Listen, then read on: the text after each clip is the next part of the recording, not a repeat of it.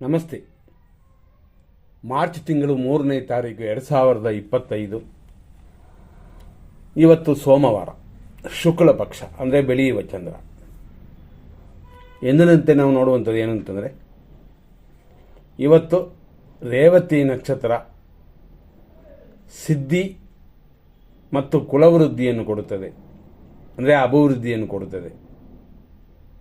ಆದರೆ ಈ ರೇವತಿ ನಕ್ಷತ್ರ ಇರೋದು ಬರೀ ಕಮ್ಮಿ, ಅಂದರೆ ಕಡಿಮೆ ಸಮಯ, 6 ಗಂಟೆ 38 ನಿಮಿಷ 51 ಸೆಕೆಂಡ್, ಸುಮಾರು 6:39 ಅಂತ ಇಟ್ಕೊಳ್ಳಿ.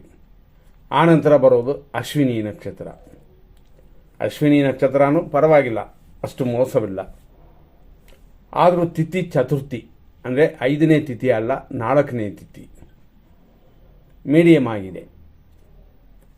ಇವತ್ತು ಚಂದ್ರಾಷ್ಟಮ ಸಿಂಹರಾಶಿಗೆ ಬರೀ 6:34ರಿಂದ 6:39ವರೆಗೂ.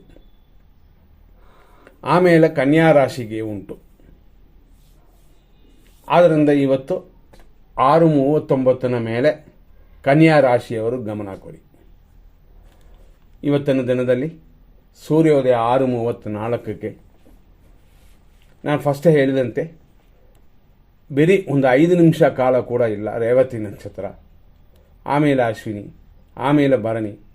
ಹಾಗಾಗಿ ಸ್ವಲ್ಪ ಸಮಯವಿದ್ದರೂ ಅದು ನಕ್ಷತ್ರ ಇದೆ ಅಂತಲೇ ಲೆಕ್ಕಕ್ಕೆ ತಗೋಬೇಕು. ಹಾಗಾಗಿ ಒಟ್ಟು 3 ನಕ್ಷತ್ರವಿದೆ ಇವತ್ತು.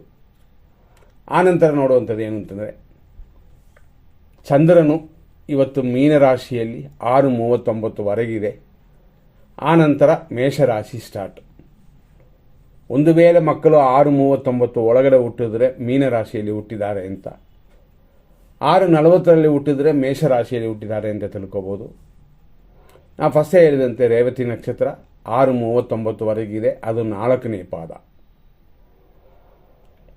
6:39ರಿಂದ ಮಧ್ಯಾಹ್ನ 12:05ವರೆಗೂ ಅಶ್ವಿನಿ ನಕ್ಷತ್ರ 1ನೇ ಪಾದ. 12:05ರಿಂದ ಸಂಜೆ 5:32ವರೆಗೂ ಅಶ್ವಿನಿ ನಕ್ಷತ್ರ 2ನೇ ಪಾದ. ಅಲ್ಲಿಂದ ರಾತ್ರಿ 11 ಗಂಟೆವರೆಗೂ ಅಶ್ವಿನಿ ನಕ್ಷತ್ರ 2ನೇ ಪಾದವಲ್ಲ, 3ನೇ ಪಾದ ಬರುತ್ತದೆ. ಆನಂತರ ಅಂದರೆ ರಾತ್ರಿ 11 ಗಂಟೆಯಿಂದ ಬೆಳಗಿನ ಜಾವ 4:29ವರೆಗೂ ಅಶ್ವಿನಿ ನಕ್ಷತ್ರ 4ನೇ ಪಾದ. ಇಷ್ಟಕ್ಕೆ ಅಶ್ವಿನಿ ನಕ್ಷತ್ರವೇ ಮುಗಿತದೆ. ಭರಣಿ ನಕ್ಷತ್ರ ಸ್ಟಾರ್ಟ್ ಆಗುತ್ತದೆ, ಅದನ್ನು ಬೆಳಗಿನ ಜಾವ ಅಂದರೆ 4:59ಕ್ಕೆ, ಅಂದರೆ ಹೆಚ್ಚು ಕಮ್ಮಿ 5 ಗಂಟೆ ಬೆಳಗ್ಗೆ AM ಅಂತ ಇಟ್ಕೊಳ್ಳಿ. ಅಲ್ಲಿಂದ ಭರಣಿ ನಕ್ಷತ್ರ ಸ್ಟಾರ್ಟ್. ಈ ರೀತಿಯಾದ ಇವತ್ತಿನ ದಿನದಲ್ಲಿ ಬೇರೆ ಬೇರೆ ವಿಷಯಗಳನ್ನ ನೋಡೋಣ. ನಾವು ಹೇಳಿದ್ವಿ 2 ರಾಶಿಗೆ ಇವತ್ತು ದೋಷವಿದೆ ಹಂಗೆ ಅಂತ. ಹಂಗಾಗಿ ಆ 2 ರಾಶಿಯವರು ಸ್ವಲ್ಪ ಗಮನ ಕೊಡಿ.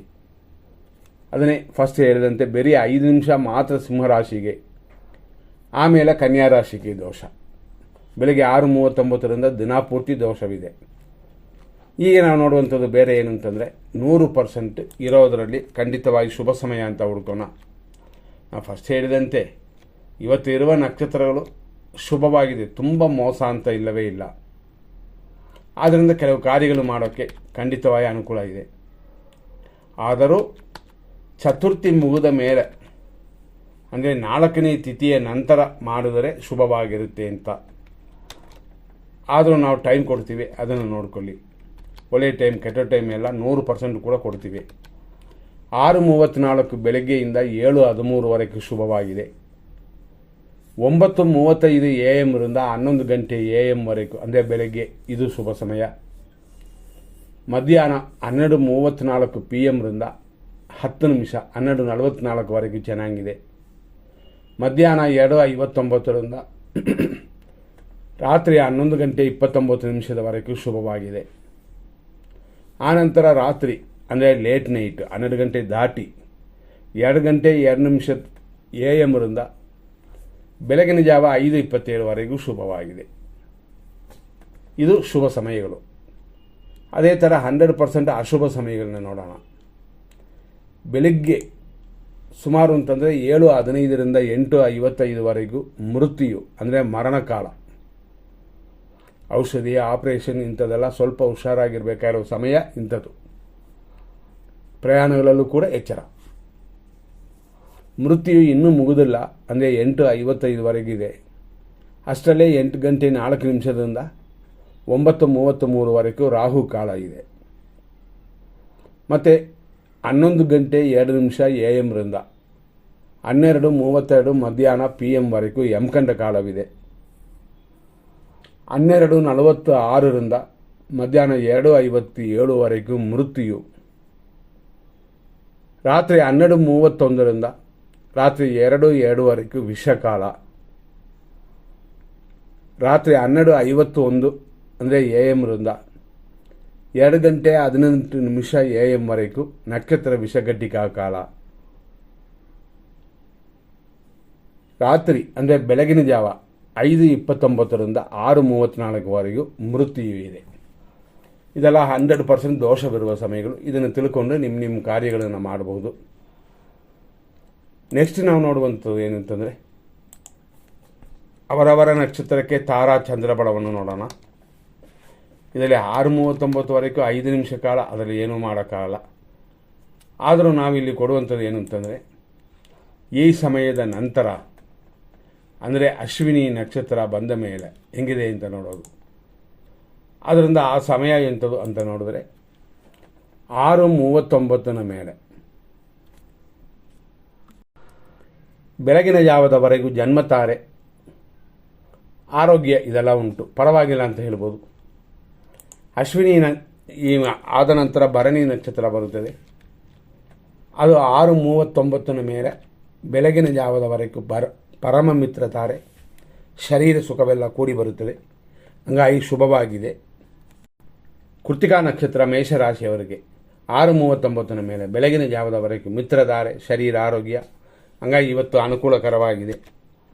ಕೃತಿಕಾ ನಕ್ಷತ್ರ ವೃಷಭ ರಾಶಿ, ಹಂಗಾಗಿ 6:39ನ ನಂತರ ಮಿತ್ರಧಾರೆ, ಸ್ವಲ್ಪ ವ್ಯಯ, ಅದೆಲ್ಲ ನಾವು ಕಂಟ್ರೋಲ್ ಮಾಡ್ಬೋದು. ರೋಹಿಣಿ ನಕ್ಷತ್ರ ವೃಷಭ ರಾಶಿ 6:39ನ ಮೇಲೆ ಟೆನ್ಷನ್ ಇದೆ, ಇವತ್ತು ವ್ಯಯಗಳಿದೆ. 50% ಮಾತ್ರನೇ ಚೆನ್ನಾಗಿರೋದು, ಆದ್ದರಿಂದ ಸ್ವಲ್ಪ ಗಮನ ಕೊಡಿ. ಮೃಗಶೀರ್ಷ ನಕ್ಷತ್ರ ವೃಷಭ ರಾಶಿ 6:39ನ ಮೇಲೆ ಅನುಕೂಲವಿದೆ. ಚಿಕ್ಕ ಖರ್ಚುಗಳು ಜಾಸ್ತಿ ಆಗುತ್ತೆ, ಖರ್ಚಿನ ಕಂಟ್ರೋಲ್ ಮಾಡ್ಕೊಳ್ಳಿ. ಮೃಗಶೀರ್ಷ ನಕ್ಷತ್ರ ಮಿಥುನ ರಾಶಿ 6:39ನ ಮೇಲೆ ಅನುಕೂಲವು, ಇಷ್ಟಾರ್ಥ ಸಿದ್ಧಿಯೆಲ್ಲ ಕೂಡಿ ಬರುವಂಥ ಸಮಯವಿದು, ಸರಿಯಾಗಿ ಉಪಯೋಗಿಸ್ಕೋಬೋದು. ನಂತರ ಆರುದ್ರ ನಕ್ಷತ್ರ ಮಿಥುನ ರಾಶಿ ಪ್ರತ್ಯೇಕ ತಾರೆ, ಸ್ವಲ್ಪ ನಮ್ಮ ಪರವಾಗಿ ಕಾರ್ಯಗಳಾಗೋದು ಕಷ್ಟ ಅಂತಿದೆ. ಆದರೂ ಇಷ್ಟಾರ್ಥ ಸಿದ್ಧಿ ಇದೆ, ಯಾವತ್ತೋ ಬೇಡಿರೋದು ಯಾವತ್ತೋ ತಂದಿರೋದನ್ನು ಉಪಯೋಗಿಸ್ಕೋಬೋದು. ಪುನರ್ವಸು ನಕ್ಷತ್ರ ಮಿಥುನ ರಾಶಿ 6:39ನ ಮೇಲೆ ಕ್ಷೇಮವು, ಇಷ್ಟಾರ್ಥ ಸಿದ್ಧಿಯು, ಹಂಗಾಗಿ ಶುಭವಾಗಿರುವಂಥ ದಿನವಿದು. ಪುನರ್ವಸು ನಕ್ಷತ್ರ ಕರ್ಕಾಟಕ ರಾಶಿ, ಆರೋಗ್ಯ ಉಂಟು, ಕೆಲಸ ಕಾರ್ಯಗಳ ಅಭಿವೃದ್ಧಿಯೂ ಉಂಟು. ಪುಷ್ಯ ನಕ್ಷತ್ರ ಕರ್ಕಾಟಕ ರಾಶಿ, ಖಂಡಿತವಾಗಿ ಏಟು ಗಾಯಗಳು ಅಥವಾ ನಷ್ಟಗಳು ಉಂಟಾಗುವ ಸಮಯವಿದು. ನೋಡಿಕೊಂಡು ದೀರ್ಘವಾಗಿ ಆಲೋಚನೆ ಮಾಡಿ ನಿಮ್ಮ ಕಾರ್ಯಗಳನ್ನು ಮಾಡಿ. ಆಶ್ಲೇಷ ನಕ್ಷತ್ರ ಕರ್ಕಾಟಕ ರಾಶಿ, ಖಂಡಿತ ಸಂಪತ್ತು ಉಂಟು, ಕೆಲಸ ಕಾರ್ಯಗಳ ಅಭಿವೃದ್ಧಿಯೂ ಇದೆ. ಮಖ ನಕ್ಷತ್ರ ಸಿಂಹರಾಶಿ, ಖಂಡಿತವಾಗಿ ಜನ್ಮತಾರೆ, ಕಾರ್ಯತಡೆ, ಹಂಗಾಗಿ ಅಲ್ಲಿ 40% ಇರೋದು. ಆದ್ದರಿಂದ ಇನ್ನೊಂದು ದಿನಕ್ಕೆ ನೋಡ್ಕೊಳ್ಳೋಣ. ನಂತರ ನೋಡುವಂಥದ್ದು ಪುಬ್ಬ ನಕ್ಷತ್ರ ಸಿಂಹರಾಶಿ, ಪರಮ ಮಿತ್ರಧಾರೆಯಾಗಿ ಅಭಿವೃದ್ಧಿ ಉಂಟು, ಸ್ವಲ್ಪ ಕಾರ್ಯತಡೆ ಇದೆ, ವಿನಾಯಕನ ಪೂಜೆ ಮಾಡಿಕೊಳ್ಳಿ. ಉತ್ತರ ನಕ್ಷತ್ರ ಸಿಂಹರಾಶಿ, ಖಂಡಿತವಾಗಿ ಮಿತ್ರಧಾರೆ, ಕಾರ್ಯತಡೆ, ಈ ರೀತಿಯಾಗಿ ಒಂದು 60% ಚೆನ್ನಾಗಿದೆ. ಉತ್ತರ ನಕ್ಷತ್ರ ಕನ್ಯಾ ರಾಶಿ, ನಿಮಗೂ ಅದೇ ರೀತಿಯಲ್ಲಿ ಮಿತ್ರಧಾರೆ ಇದೆ, ಆದರೆ ಆರೋಗ್ಯದ ವಿಷಯದಲ್ಲಿ ಹೆಚ್ಚಿನ ಗಮನ ಕೊಡಬೇಕಾಗ್ತದೆ. ಹಸ್ತ ನಕ್ಷತ್ರ ಕನ್ಯಾ ರಾಶಿ, ಟೆನ್ಷನ್ ಇದೆ, ರೋಗ ವೃದ್ಧಿ ಇದೆ, ಆರೋಗ್ಯದಲ್ಲಿ ಹೆಚ್ಚಾಗಿ ಗಮನ ಕೊಟ್ಕೊಳ್ಳಿ. ಆದ್ದರಿಂದ ನೋಡ್ಕೊಂಡು ಮಾಡಬೇಕಾಗ್ತದೆ. ಯಾವುದೇ ಆದರೂ ಊಟ ತಿಂಡಿಯಲ್ಲೂ ಕೂಡ ಮೇಂಟೈನ್ ಮಾಡಿಕೊಂಡ್ರೆ ಉತ್ತಮ.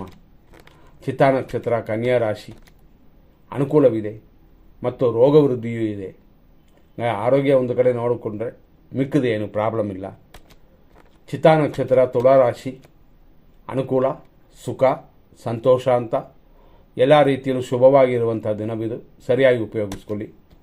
ಸ್ವಾತಿ ನಕ್ಷತ್ರ ತುಲಾರಾಶಿ, ಖಂಡಿತವಾಗಿ ಪ್ರತ್ಯೇಕತಾರೆ, ಅಷ್ಟೊಂದು ಅನುಕೂಲವಾಗಿ ಕಾಣಿಸಲಿಲ್ಲ. ಆದ್ದರಿಂದ ನಿಮ್ಮ ಪ್ರಯತ್ನಗಳು ಹೆಚ್ಚಾಗಬೇಕು. ಆಗಿಲ್ಲ ಅಂತಂದರೆ ಬಿಟ್ಟುಬಿಡಿ, ಇನ್ನೊಂದು ದಿನ ನೋಡೋಣ. ವಿಶಾಖ ನಕ್ಷತ್ರ ತುಲಾರಾಶಿ, ಖಂಡಿತವಾಗಿ ಅನುಕೂಲದ ದಿನವಿದು.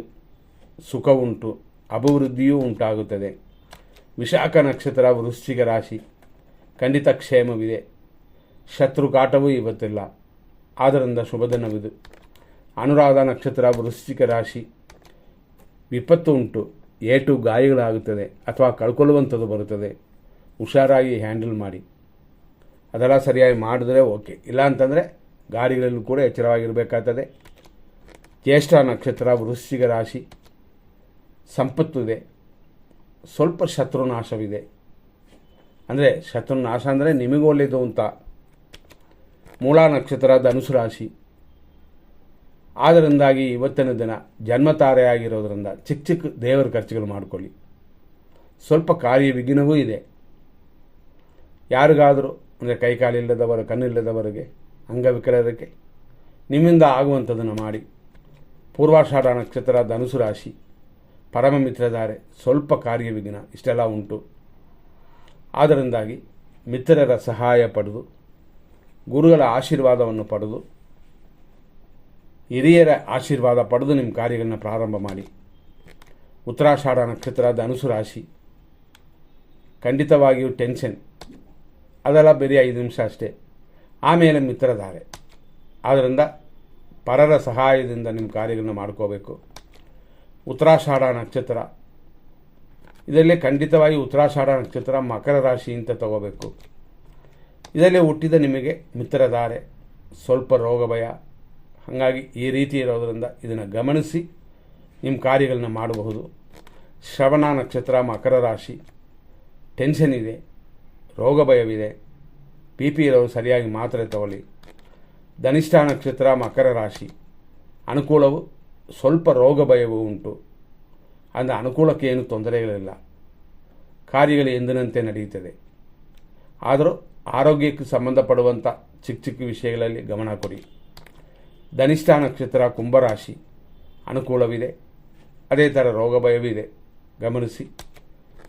ಶತಭಿಷ ನಕ್ಷತ್ರ ಕುಂಭರಾಶಿ, ಖಂಡಿತವಾಗಿ ಅನುಕೂಲವಿಲ್ಲದ ದಿನವಿದು. ಎಂದಿನಂತೆ ಬರುವ ಲಾಭಕ್ಕೇನು ತೊಂದರೆಗಳಿಲ್ಲ. ಪೂರ್ವ ಭಾದ್ರಪದ ನಕ್ಷತ್ರ ಕುಂಭರಾಶಿ, ಖಂಡಿತವಾಗಿ ಕ್ಷೇಮವಿದೆ, ಲಾಭವಿದೆ, ಅನುಕೂಲವಿದೆ. ಪೂರ್ವ ಭಾದ್ರಪದ ನಕ್ಷತ್ರ ಮೀನರಾಶಿ, ಆರೋಗ್ಯ ಉಂಟು, ಸ್ವಲ್ಪ ಧನ ಹಾನಿ ಇದೆ, ಹಾನಿ ಇಲ್ಲದೆ ನೋಡಿಕೊಳ್ಳಿ. ಉತ್ತರ ಭಾದ್ರಪದ ನಕ್ಷತ್ರ ಮೀನರಾಶಿ, ಖಂಡಿತ ವಿಪತ್ತು ಉಂಟು, ಧನಹಾನಿ ಉಂಟು, ಶುಭ ದಿನವಲ್ಲ, ಅಶುಭ ದಿನ, ಎಚ್ಚರ. ರೇವತಿ ನಕ್ಷತ್ರ ಮೀನರಾಶಿ, ಸಂಪತ್ತಿದೆ, ಆದರೆ ಧನಹಾನಿಯೂ ಉಂಟು. ಬರುವಂಥದನ್ನು ಇರುವಂಥದ್ದನ್ನು ಭದ್ರವಾಗಿ ಮೇಂಟೈನ್ ಮಾಡಿಕೊಳ್ಳಿ, ಎಲ್ಲ ದೋಷಗಳು ದೂರವಾಗುತ್ತದೆ. ಇಷ್ಟೆಲ್ಲ ವಿಷಯಗಳು ನೋಡಿದ್ವಿ. ಮುಂದಿನ ಸಂಚಿಕೆಯಲ್ಲಿ ನೋಡೋಣ. ಧನ್ಯವಾದಗಳು.